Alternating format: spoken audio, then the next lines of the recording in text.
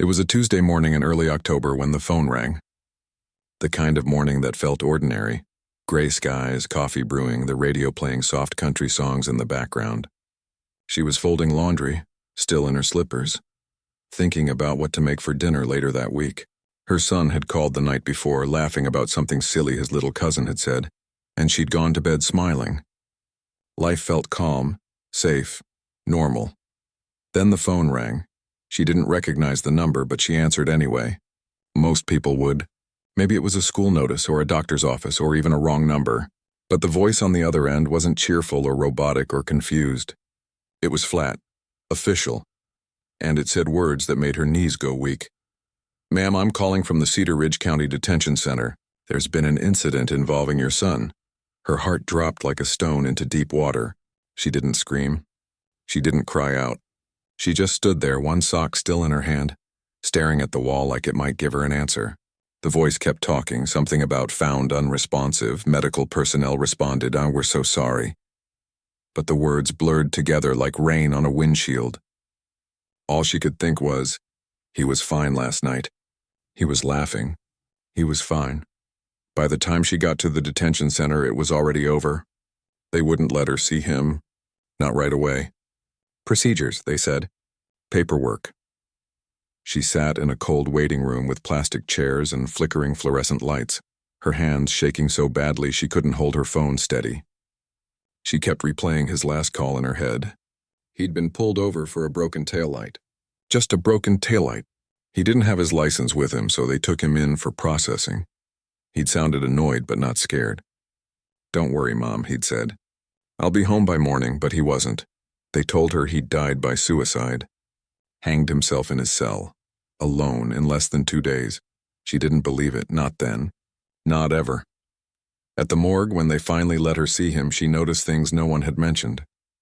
Bruises on his wrists, dark ringed marks like someone had gripped him too hard.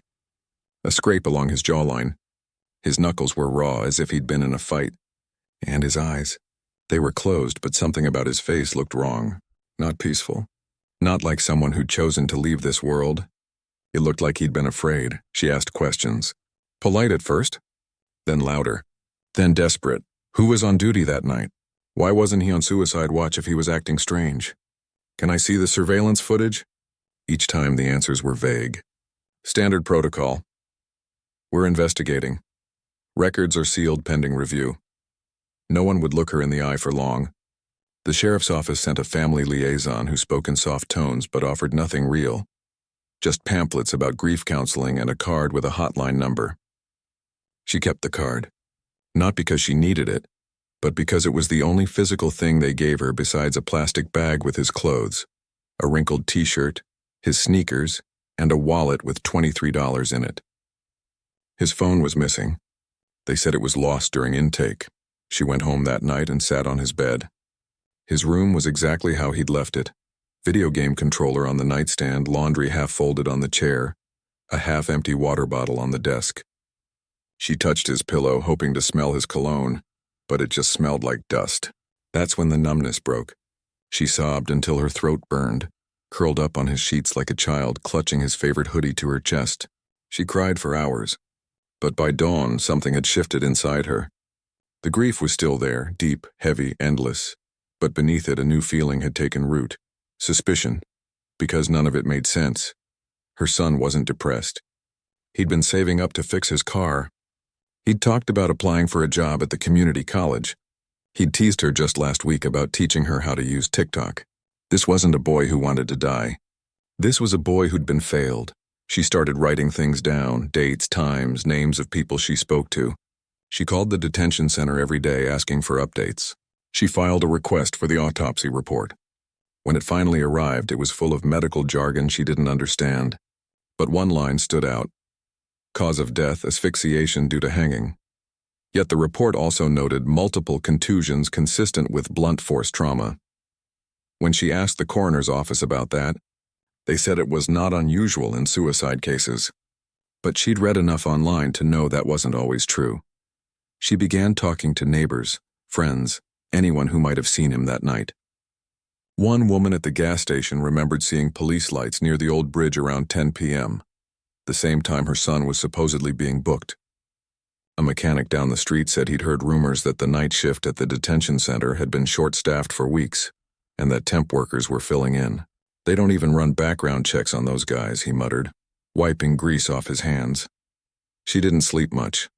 When she did, she dreamed of her son calling out for help while she stood behind glass, unable to reach him. She'd wake up gasping, heart pounding, and immediately check her phone, just in case. Somehow he'd call again. One afternoon, while sorting through his things, she found a crumpled receipt in his jacket pocket.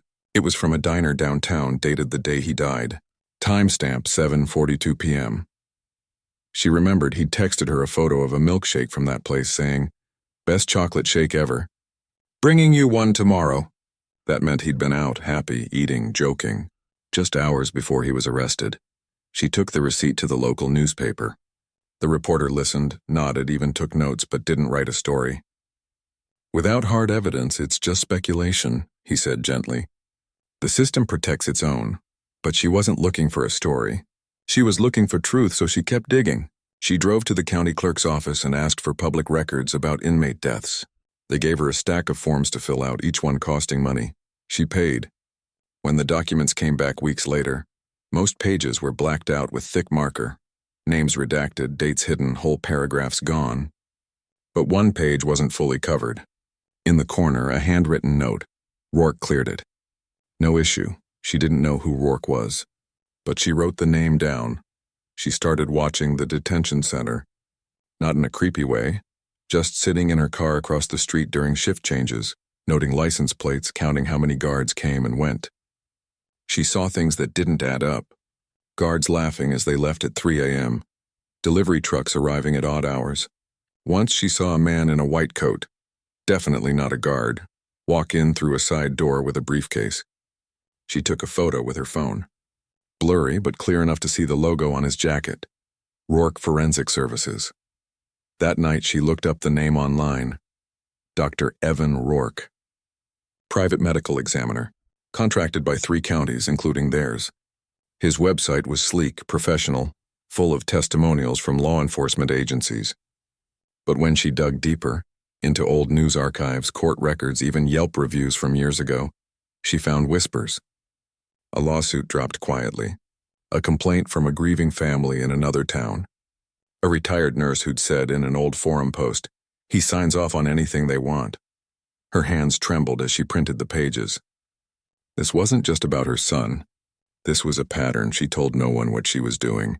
Not her sister, not her church friends, not even her pastor. She knew how people would react. "You're grieving. You need rest. Let the professionals handle it." But the professionals had already failed him. And if she stopped asking questions, who would? She began carrying a small notebook everywhere. Every time someone said something odd, she wrote it down. Every time a door closed in her face, she noted who shut it. She recorded every phone call. Legally, she learned, as long as she was in a one-party consent state, which they were. She saved voicemails. She screenshot text. She became a quiet archivist of her own pain. One rainy evening, a man showed up at her door. He was older, with tired eyes and a worn leather jacket. He didn't give his name at first. Just said he used to work at the detention center, retired 5 years ago. He'd heard about her son, said he'd seen things back in his day that never made it to the report. They sat at her kitchen table, steam rising from 2 mugs of tea. He spoke slowly, carefully, like he was testing the air before each word. "They don't want trouble," he said. "Not the sheriff, not the ME, not the bondsman. Everyone's got a piece of the pie. You arrest more people, you keep them longer, you make more money. From fines, from contracts, from the companies that supply food, phones, even the soap. And if someone dies, well, it's easier to call it suicide than to admit something went wrong." She asked if he knew about Dr. Rourke. He nodded grimly. "He's their go-to guy. Fast, cheap, and never asks questions. If the sheriff says it's suicide, Rourke signs the paper before the body's even cold." Her throat tightened. Did this happen before?" "More times than I care to count," he said, staring into his cup. "Young men mostly, black, brown, poor. No one listens when they're gone. But your boy, he had you, and you're not letting go." She didn't say anything. She just looked at him, tears welling but not falling. He left a folded piece of paper on the table before he went. A name, a phone number. Call her, he said. She's a lawyer. Doesn't take many cases, but she fights. That night, for the first time in weeks, she slept for more than 2 hours. Not because she felt better, but because she finally felt less alone. The next morning, she called the number, and that's when everything changed, because now, it wasn't just a grieving mother asking questions. Now it was a case. She didn't know it yet. But her quiet search for truth was about to crash into a system built on silence, and the courtroom would never be the same. But all of that was still ahead. For now, she stood in her kitchen, phone in hand, sunlight finally breaking through the clouds, and took a deep breath. She was ready. Not for revenge, not for headlines, but for justice. For her son. The lawyer's office was nothing like she expected. No fancy glass doors or receptionist in a sharp suit. Just a small room above a used bookstore, with mismatched chairs, a coffee pot that had seen better days, and walls covered in framed newspaper clippings about civil rights cases from the 1970s. The woman who answered the door wore jeans, a faded band t-shirt, and reading glasses perched on her nose. She didn't shake hands. She just nodded and said, "You're the one asking about Rourke." She'd only said a few sentences on the phone, just enough to get an appointment, but somehow, this woman already knew. She listened without interrupting as she told the whole story again. The broken taillight, the missing phone, the bruises, the redacted reports, the name scribbled on a receipt. When she finished, the lawyer didn't offer sympathy. She just leaned forward, eyes sharp, and asked, "Did you keep everything?" "Yes," she said. "Every note, every call, every photo." "Good," the lawyer said, "because feelings won't win this. Paper will." That day they filed a public records request, not just for her son's file, but for every inmate death in Cedar Ridge County over the past 5 years. It cost money, more than she could really afford, but the lawyer knew a journalist who agreed to split the fees. "If there's a pattern," the journalist said over coffee one afternoon, "it's not just your story. It's everyone's." Weeks passed. She kept working part-time at the library, shelving books with numb fingers, smiling at patrons like nothing was wrong. But inside she was coiled tight, waiting. Every time her phone buzzed, her stomach dropped. Was it the records office? A threat? A breakthrough? Then, one rainy Thursday, a thick manila envelope arrived in the mail. No return address, just her name, handwritten in neat block letters. Her hands shook as she opened it at the kitchen table. Inside were copies of autopsy reports, dozens of them. Most were stamped confidential, but someone had slipped them out anyway. She spread them across the table like puzzle pieces. Page after page showed the same thing. Young men, mostly under 25, arrested for minor offenses. Shoplifting, traffic violations, public intoxication, and dead within days. All ruled suicide. All signed by the same medical examiner, Dr. Evan Rourke. But the details didn't match the conclusions. One report noted defensive wounds on forearms, but still called it hanging. Another listed cervical spine fracture inconsistent with typical suspension trauma. A third had a handwritten addendum. Per sheriff's office request, no toxicology performed. She read until her eyes burned. Then she called the lawyer. "They're not just cutting corners," the lawyer said quietly. "They're covering up." The journalist came over that night with a laptop and a thermos of strong coffee. Together, they cross-referenced the names with court records and jail logs. What they found chilled her to the bone. In nearly every case, the deceased had been arrested by the same 2 deputies. Both worked the night shift. Both had ties to a local bail bond company called Liberty Surety. And Liberty Surety, it turned out, had donated thousands to the sheriff's re-election campaign. "Here's how it works," the journalist explained, pointing to a spreadsheet. "The more people you book, the more business the bond company gets. But if someone dies in custody, it looks bad. Lawsuits, investigations, bad press. So instead of admitting negligence or abuse, they call it suicide. Quick, clean, no questions." "But my son wasn't even eligible for bail," she said, voice trembling. "He was only there for a traffic stop." "Doesn't matter," the lawyer cut in. "Once he's in the system, he's a number. And numbers can disappear." They dug deeper. Through property records, they found that Dr. Rourke owned a vacation home in Florida, paid for in full cash just 2 years ago. His official salary as a county contractor? barely enough to cover rent. They tracked payments from Liberty Surety to a shell company, then to a bank account linked to Rourke's wife. It wasn't proof of a direct bribe, but it was enough to raise serious questions. One evening, while scrolling through old social media posts, she found a photo. It was from a county fair 2 summers ago. There was the sheriff, arm around Dr. Rourke, both holding corn dogs and laughing. In the background, one of the deputies stood near a Liberty Surety booth, handing out keychains to kids. The caption read, "Great Community Partners." She printed it, taped it to her wall next to her son's picture. This wasn't just incompetence. It was a network, a quiet, smiling network that traded lives for profit. She started reaching out to other families. It wasn't easy. Some had moved away, broken by grief. Others refused to talk. "It's over," one mother whispered.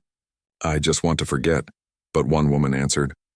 Her son had died 3 years earlier, ruled a suicide after being arrested for trespassing. "I knew it wasn't right," she said, voice cracking. But no one would listen. They said I was hysterical. They met in a diner parking lot, 2 mothers sharing coffee and pain in the dim light of a street lamp. That night they exchanged everything they had, photos, notes, voicemails. It felt like stitching a quilt out of broken pieces. With the lawyer's help, they filed a formal complaint with the state medical board about Dr. Rourke. They also sent a packet of evidence to the U.S. Department of Justice, citing possible civil rights violations. Nothing happened right away. Bureaucracy moved like molasses. But the act of sending it, of naming the names, connecting the dots made her feel less helpless. Then came the break they didn't expect. A former jail nurse, retired and living in a nearby town, reached out after seeing a local news snippet about the public records request. She agreed to meet in a quiet park far from cameras and ears. She was in her 60s, soft-spoken with kind eyes that held too much sadness. "I tried to speak up once," she said, watching ducks paddle across the pond. "After a boy died in cell 4. He'd been vomiting all night, but the guard said he was faking. By morning, he wasn't breathing. Rourke came in, took one look, and said, 'Suicide by asphyxiation.' No exam. No questions. I asked why there were ligature marks on his neck, but no rope. He told me to mind my place." She paused, then pulled a folded paper from her coat. "I kept this. From that night. It was a log sheet, handwritten, dated, smudged with coffee stains. It listed hourly checks on inmates. For her son's cell, the box for 2 a.m. was checked, but the signature was sloppy, almost illegible." The nurse pointed to it. "That's not the guard's real signature. I know his handwriting. Someone filled it in later." "Why would they do that?" she asked. "Because if they admit they didn't do the check," the nurse said quietly, "they admit he was left alone for hours. And if he was left alone, maybe he didn't hang himself. Maybe something else happened." The weight of it pressed down on her chest. This wasn't just about a rushed report or a missing phone. This was about erasing truth to protect a lie. She thanked the nurse and walked back to her car in silence. Rain had started to fall, light and steady. She didn't open her umbrella. She just stood there for a moment, letting the water mix with her tears, not because she was weak, but because she finally had something real, something that couldn't be ignored. Back home, she and the lawyer pored over the log sheet. They compared it to the official jail roster, the guard who was supposed to be on duty that night. He'd been suspended 2 weeks later for conduct unbecoming, but the reason was sealed. They filed another records request. This time they got a response faster. The guard had tested positive for drugs after a random screening, but the timing was suspicious. Suspended right after her son's death? Too convenient. The journalist ran a background check. Turns out the guard had been hired through a temp agency, one owned by the brother of the Liberty Surety CEO. It was all connected. Like threads in a rotten tapestry. They knew they needed more, something undeniable. So they went back to the detention center, not to protest, not to accuse, but to ask one simple question. Can we see the surveillance footage from the night he died? They were denied, of course. Footage is retained for 30 days, they were told. It's been deleted, but the lawyer knew better. Jails are required by state law to keep video for 90 days in death cases, she said. They're lying. So they filed a motion in civil court demanding preservation of all evidence related to the case, including any backup servers, cloud storage, or off-site recordings. It was a long shot, but it forced the county to respond in writing. And in that response, buried in legal jargon, was a slip. They mentioned routine system maintenance on October 12th, the night after her son died. Maintenance? The lawyer said, eyes narrowing. On a Sunday? At 3 a.m.? They subpoenaed the IT logs from the detention center's security system. Weeks later, they got them, and there it was, a full system wipe initiated remotely at 2:47 a.m. on October 12th. Not maintenance. Erasure. Someone had deleted the footage. Now they had motive, opportunity, and a paper trail leading straight to a web of corruption that reached from the jail floor to the county courthouse. But proving it in court would be another battle entirely. Still, for the first time since that terrible phone call, she felt something other than grief. She felt power. Not the kind that comes from anger, but from truth. Hard, stubborn, undeniable truth. She started preparing for what came next. She practiced telling her story out loud, not with tears, but with clarity. She memorized dates, names, sequences. She learned legal terms, not to sound smart, but to be precise. She wanted no room for doubt. One night, she sat at her kitchen table with all the documents spread out, photos, logs, emails, reports, and lit a candle. Not for mourning, for focus. She placed her son's school photo in the center, surrounded by the evidence that bore his name. "I'm not stopping," she whispered. "Not until they see you. Not until they see what they did." The next morning, she walked into the lawyer's office with a new folder.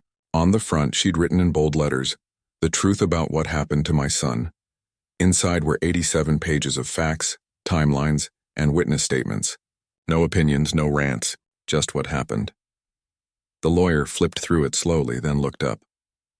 "This," she said, "is how we win, because now, it wasn't just her word against theirs. Now, the system had left a trail, and she was going to follow it, straight into the courtroom." The courtroom was colder than she expected. Not just in temperature, though the air conditioning hummed loudly overhead, but in feeling. The walls were pale beige, the chairs hard wood, the windows high and narrow, letting in thin slices of morning light that did little to warm the room. She sat in the front row, hands folded in her lap, wearing the same navy blue dress she'd worn to her son's funeral. It felt right, like she was carrying him with her. Across the aisle, 3 men in dark suits sat stiffly, the county attorney, the sheriff's legal representative, and a man she recognized from photos, Dr. Evan Rourke. He didn't look like a villain. He looked like a man who'd just come from a golf game, tan, well-groomed, sipping coffee from a paper cup as if he were waiting for a train, not defending his role in her son's death. The judge entered promptly at 9. She was older, with silver hair pulled back neatly, eyes sharp behind thin glasses. She called the case by name, and the room fell silent in a way that felt heavy, like the air itself was holding its breath. Her lawyer stood first, calm, measured. She laid out the facts slowly, clearly, how her son was arrested for a broken taillight, how he died less than 48 hours later, how the official story didn't match the physical evidence, how records had been altered or deleted, how Dr. Rourke had signed off on multiple suspicious deaths, all while receiving payments from entities tied to the sheriff's office. The defense objected often. Speculation. Hearsay. Irrelevant. Each time the judge listened, sometimes overruled, sometimes sustained, but she never shut the door completely. That gave her hope. Then it was her turn to testify. She walked to the stand slowly, heart pounding so hard she could hear it in her ears. She placed her hand on the Bible, swore to tell the truth, and sat. The lawyer asked gentle questions at first. "Tell us about your son. What was he like? What did he want to do with his life?" She spoke softly at first, voice trembling. She talked about how he loved fixing old radios, how he'd bring her wildflowers every spring, how he always checked on the neighbor's cat when they were away. She described his laugh, loud, sudden, the kind that made strangers smile. She didn't mention the death yet. She just painted him as a person, not a case file, not an inmate number, a boy who mattered. The courtroom stayed quiet. Even the defense lawyers looked down at their notes as if embarrassed. Then the questions turned serious. "Did you see your son after his death?" "Yes, what did you notice?" She described the bruises, the raw knuckles, the way his neck looked wrong. She didn't exaggerate. She just said what she saw. Then she pulled out photos, Clear, dated, taken at the morgue with permission, and handed them to the bailiff. The judge studied them. So did the jury. One woman in the front row covered her mouth with her hand.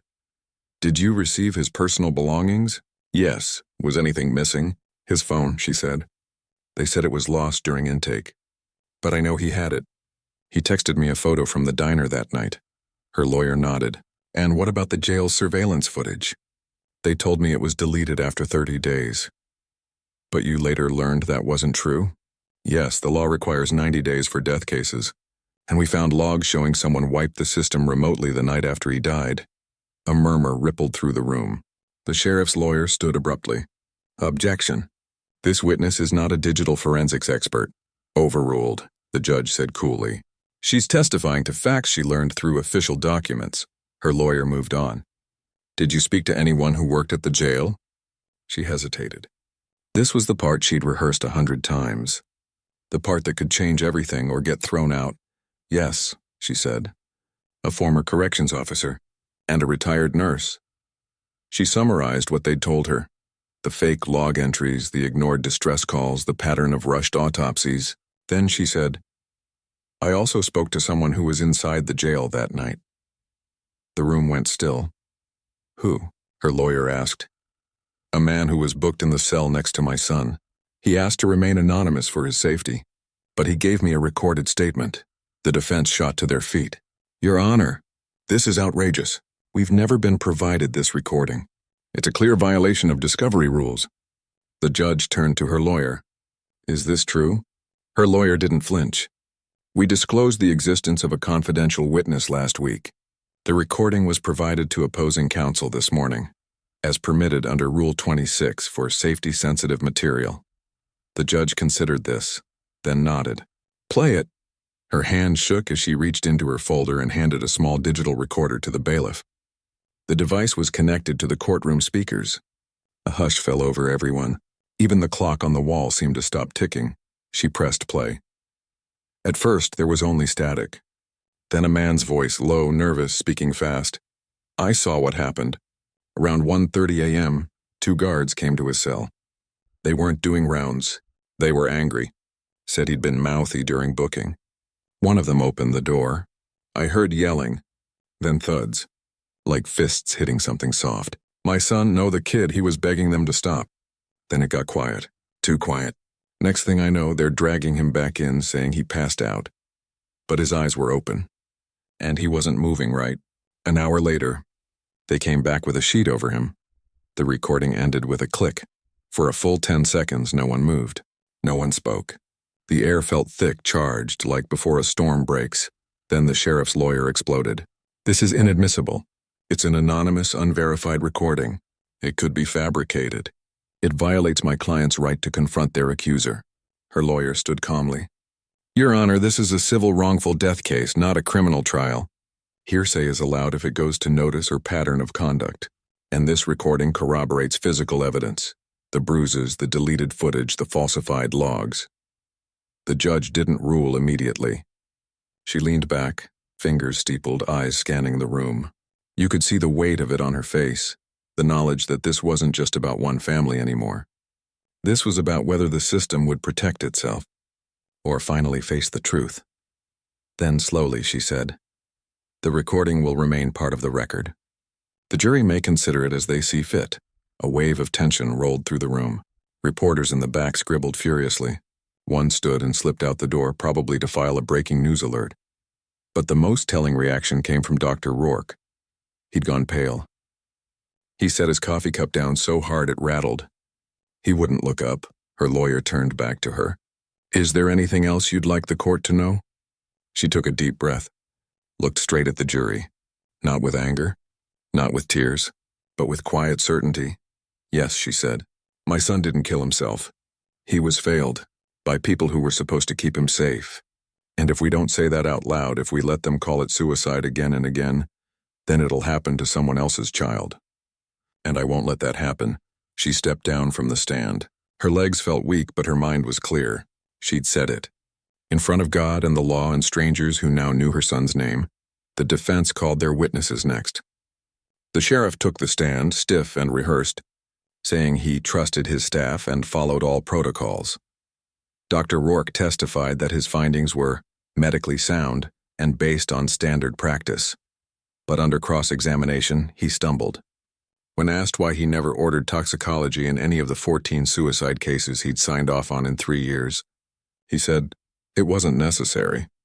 When pressed on his financial ties to Liberty Surety, he claimed it was a personal loan between friends. The lawyer showed him the property records, the shell company payments, the fare photo. He grew flustered. I don't recall the details. It wasn't a confession, but it was enough to plant doubt. By late afternoon, the courtroom was buzzing. People whispered in the halls. News vans gathered outside. A local TV station set up a live shot on the courthouse steps. But inside, as the judge called for a recess before closing arguments, something strange happened.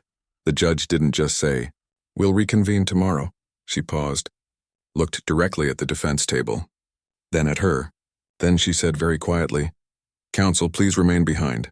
I'd like to speak with you both in chambers." The bailiff closed the courtroom doors. The audience filed out murmuring. She sat alone in the front row, heart racing again. What did that mean? Her lawyer returned 10 minutes later, face unreadable. "Come on," she said. "Let's go."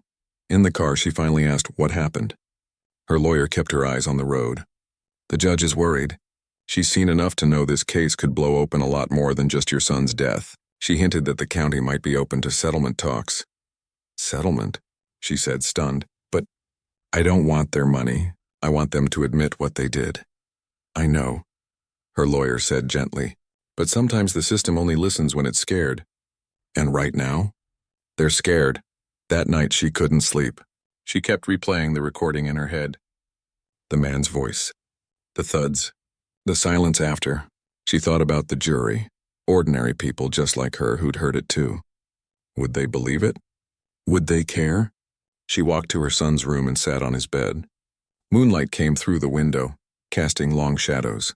She picked up his old baseball glove from the shelf, still stiff with dust. "I spoke for you today," she whispered, "and they heard me."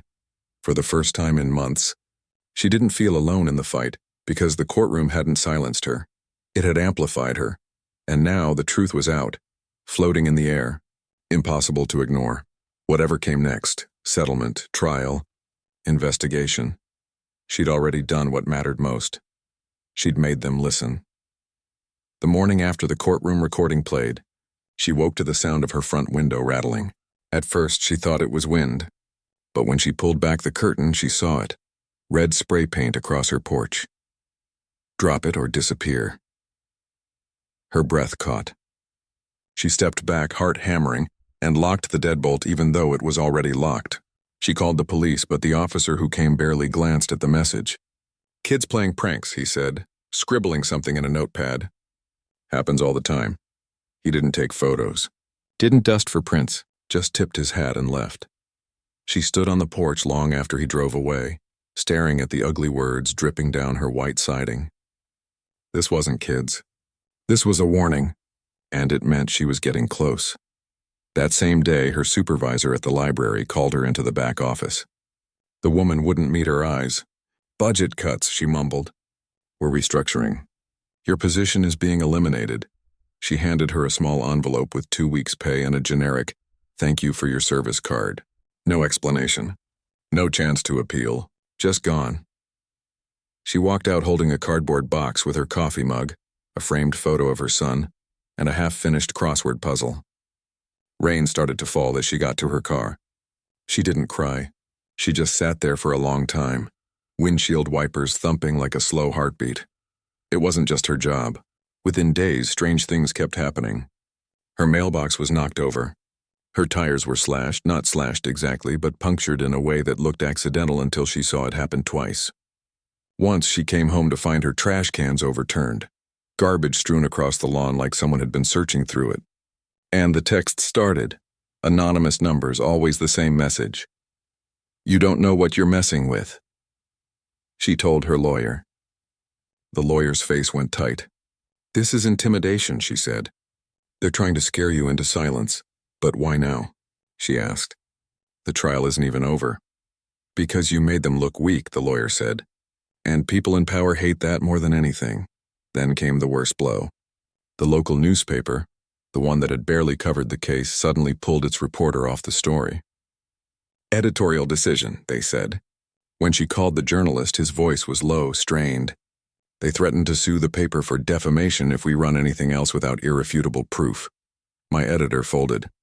I'm sorry. She hung up, feeling hollow. It was like watching doors close one by one, until she was standing alone in a hallway with no exit. But she refused to back down. Instead, she did something she never thought she'd do. She recorded a short video on her phone. Just her, sitting at her kitchen table, speaking straight to the camera. She didn't shout, didn't accuse. She just told the truth about her son, the recording, the threats, the job loss. She ended with, "If something happens to me, you'll know why." She sent it to 3 national news outlets and a civil rights organization.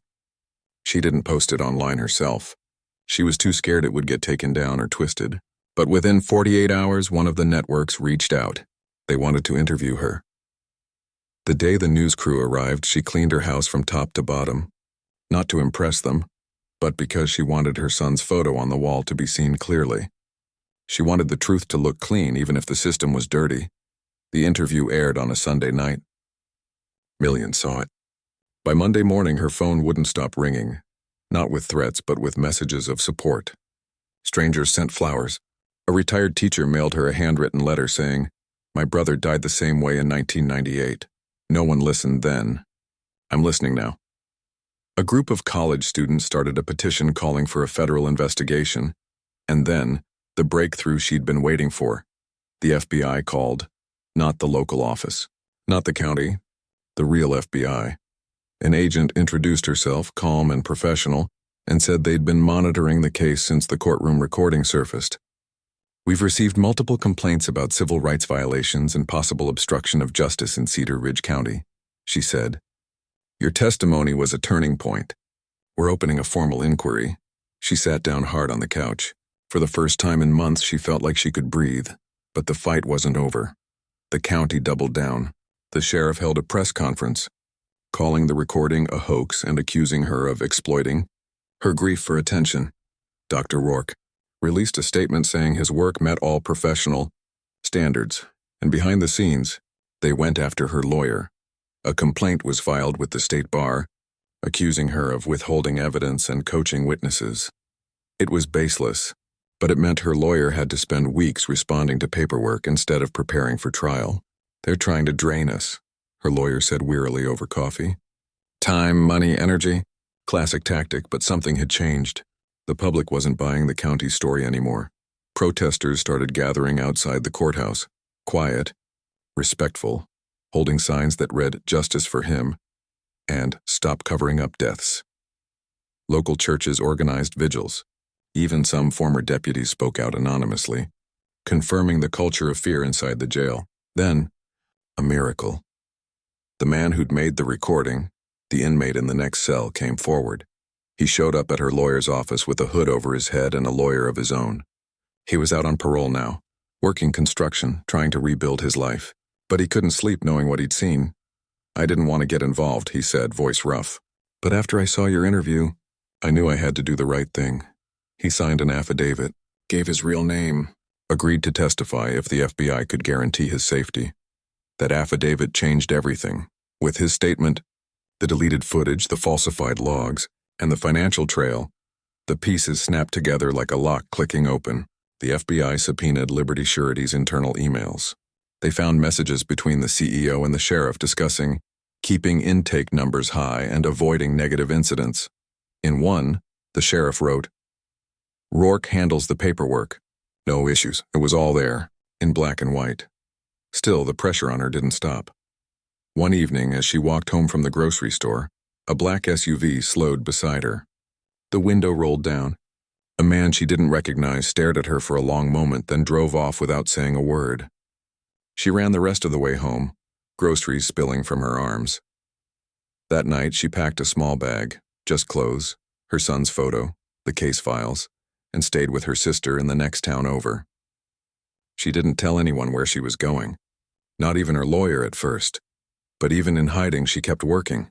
She spent hours on the phone with other families, helping them organize, sharing what she'd learned.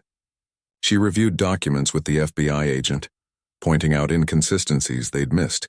She wrote letters to state lawmakers, begging them to pass laws that would prevent this from happening again. And slowly, the tide turned. The state medical board suspended Dr. Rourke's license pending investigation. 2 deputies were placed on administrative leave. Liberty Surety's stock plummeted. Sponsors pulled out of the sheriff's charity golf tournament. The man who'd been so confident in court now looked tired, cornered, avoiding cameras. Her lawyer called one afternoon with news. The county wanted to settle. Not just a small payout, a real settlement with conditions. They'll pay damages, the lawyer said. But they also agreed to release all internal records related to in-custody deaths for the past 10 years. And they won't require a non-disclosure agreement. She was silent for a long time. So I can keep talking? Yes, her lawyer said. You can tell the whole story. To anyone, forever. She didn't feel joy. Not exactly. But she felt something close to peace. Because this wasn't about money. It never was. It was about making sure no other mother had to stand in a morgue, staring at bruises no one would explain. It was about truth surviving long after the cameras left. She accepted the settlement. Not because she was done fighting, but because it gave her the freedom to fight harder, and she knew exactly what came next. She wasn't just a grieving mother anymore. She was a witness. A voice, a spark, and the fire she'd lit wasn't going out. The settlement money came in a plain envelope, no fanfare, no ceremony. She didn't spend it on herself. Not a new car, not a vacation, not even a fresh coat of paint for the house. Instead, she opened a bank account in her son's name and put every dollar in it. This isn't mine, she told her lawyer. It's his, and it'll be used to protect others like him. She didn't stop there. While the county hoped the settlement would quiet things down, she did the opposite. She started speaking, at community centers, at churches, at town halls. Not with anger, but with quiet urgency.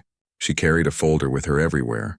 Photos of her son smiling, copies of the falsified logs, the transcript of the jailhouse recording.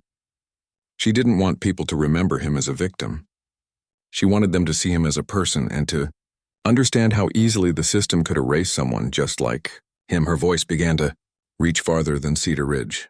A national civil rights group invited her to testify before a state legislative committee. She stood at the podium in the Capitol building wearing the same navy dress and told her story one more time. But this time, lawmakers listened. Not just listened, they took notes. They asked questions. They leaned forward. One senator, a grandmother with kind eyes and a no-nonsense tone, stayed after the hearing. We've had complaints before, she said, but no one brought us proof like this. You didn't just grieve. You gathered evidence. That's what changes laws. Within weeks, a bill was drafted. They called it the Dignity in Custody Act, at first, but the press quickly renamed it something simpler, something human. Javier's Law. It required independent medical examiners for all in-custody deaths, no more private contractors with ties to law enforcement. It mandated body cameras in every detention facility, with footage preserved for at least 90 days. It created a public dashboard where families could track the status of investigations into jail deaths. And it banned counties from using temporary or unvetted staff in direct inmate supervision. The bill faced pushback, of course. Lobbyists for private jail contractors showed up in suits, whispering in hallways. Some sheriffs claimed it was too expensive or an attack on law enforcement. But the public wasn't having it. Petitions flooded the state house. Families from other counties came forward with their own stories.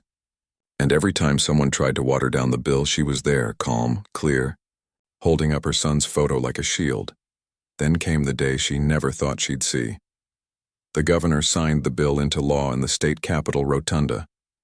Sunlight streamed through the tall windows, catching dust motes in the air like tiny sparks. Reporters filled the room. Cameras flashed. But she didn't look at them. She looked at the small wooden table where the governor would sign. She stood in the front row, not as a guest, but as a reason.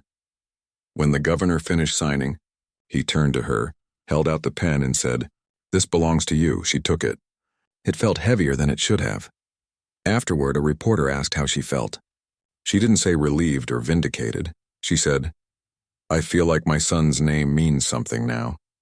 Not just to me, but to people who never met him. The changes didn't happen overnight, but they happened. Within 6 months, 3 other states introduced similar laws. The FBI's investigation led to federal charges against 2 deputies for falsifying records and 1 count of civil rights deprivation. Dr. Rourke lost his medical license permanently and faced a civil lawsuit from 5 other families. Liberty Surety shut down after a federal audit uncovered widespread fraud. The sheriff chose not to run for re-election. His replacement, a former social worker with a background in restorative justice, publicly apologized to the families and promised full transparency. But the real victory wasn't in the headlines. It was quieter. It was in the new policy at the Cedar Ridge Detention Center. Every inmate now gets a wellness check every 15 minutes if they're in holding for more than 12 hours. It's in the fact that when a young man was arrested last winter for missing a court date, his mother received a call within an hour confirming he was safe, fed, and allowed to make a phone call. It's in the training videos now shown to every new corrections officer. Videos that include her son's story, not to shame but to remind, people are counting on you. She still visits his grave every Sunday. She brings fresh flowers and sometimes just sits, talking to him like he's right there. She tells him about the law, about the families who've reached out, about the high school student who wrote a paper on Javier's law for her civics class.